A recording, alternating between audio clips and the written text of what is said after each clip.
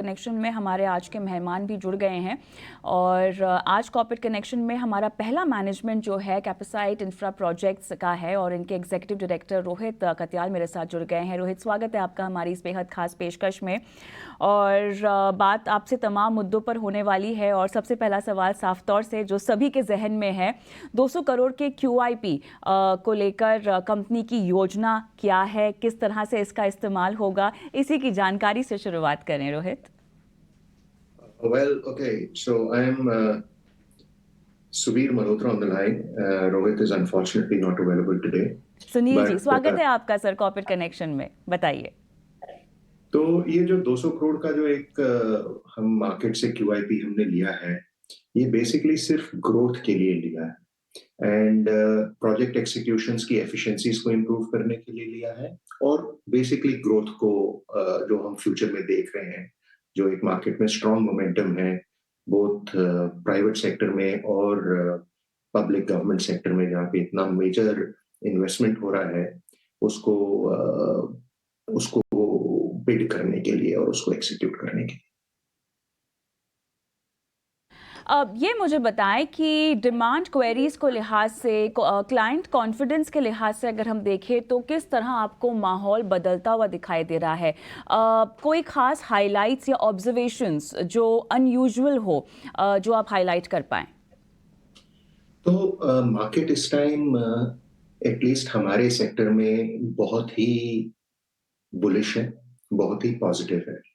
अगर मैं इस मार्केट को दो तरीके से डिवाइड करूं, एक सेक्टर है पब्लिक सेक्टर या गवर्नमेंट सेक्टर और दूसरा सेक्टर है रियल एस्टेट का सेक्टर, जिसको हम मेजरली दो पार्ट्स में हम अपनी मार्केट को डील करते हैं। अगर मैं पब्लिक सेक्टर में जाऊं तो हॉस्पिटल्स हों, एयरपोर्ट्स हों, रेलवे स्टेशंस हों, गवर्नमेंट बिल्डिंग्स हों, मोमेंटम बहुत पॉजिटिव है। बल्कि इस टाइम ये होता है कि भाई to pick and choose from the quotations और बिड्स जो हम देना चाहते हैं। और फॉर्चुनेटली हमारे पास कैपेसिटी में आज वो प्री क्वालिफिकेशंस हैं कि हम ऑलमोस्ट जो टॉप शॉट के जो प्रोजेक्ट्स हैं जो गवर्नमेंट में लॉन्च होते हैं, उनको हम बिड कर पा रहे हैं। सेकंड सेक्टर हमारा आता है प्राइवेट सेक्टर का। उसमें भी पॉजिटिव मूवमेंट ये हुआ है कि of late real estate sector बहुत जबरदस्त बूम सेक्टर से निकल रही है। सारे major markets, MMRDM, Bombay, Mumbai, Delhi, ये सारे मेजरली NCR वाले सेक्टर्स बूम पे हैं इस टाइम।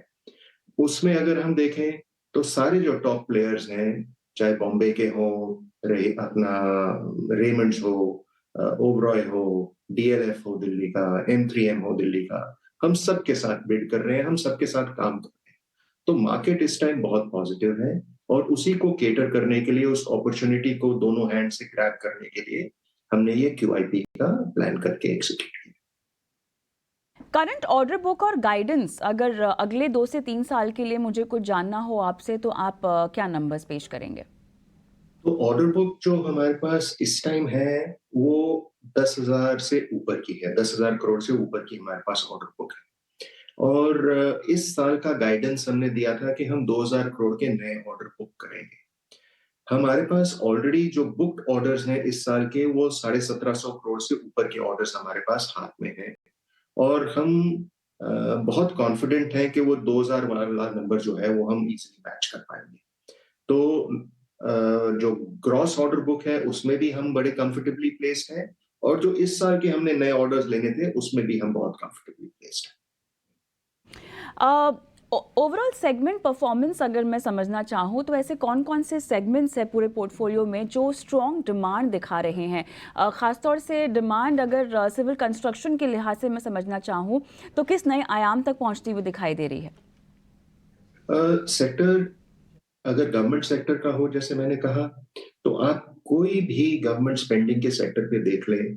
हम तो खास तौर पे सिर्फ इस सेक्टर पे देख रहे हैं क्योंकि वी आर अ कंपनी जो सिर्फ बिल्डिंग्स के ऊपर हम फोकस्ड हैं। तो मैं उस सेक्टर के बारे में तो आपको ये कह सकता हूँ कि there is enough momentum and enough work coming out in the market everywhere.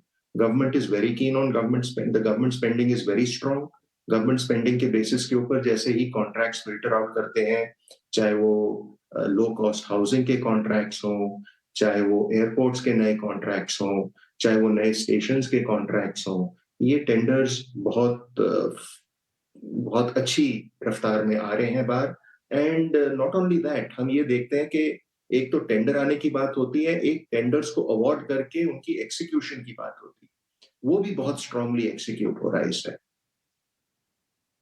Overall business outlook आपका क्या होने वाला है अगले 4 से 5 साल में? किस तरह से आप आगे बढ़ रहे हैं in terms of product segments, अगर मैं समझना चाहूँ, और नए नए एरियाज एक्सप्लोर करने के लिहाज से अगर मैं समझना चाहूँ? तो हम एक्सपेक्ट करते हैं कि अगले कुछ साल हम कम से कम 25% का एक सीएजीआर कर पाएंगे। और ये जो सीएजीआर है, हमारी already existing order book demand करती है हमसे कि भाई हम ये काम इतना तो करेंगे। एंड ऑब्वियसली जैसे हम नए काम लाएंगे इन नए सेक्टर्स के अंदर, हमारे पास इनफ मोमेंटम है कि हम ये 25% वाले सीएजीआर को इजीली मीट कर पाएंगे। Currently आपके ऑनगोइंग प्रोजेक्ट्स हैं, उनके एग्जीक्यूशन को लेकर कोई स्टेटस अपडेट? तो रेमंड्स बहुत स्ट्रांगली चल रहा है।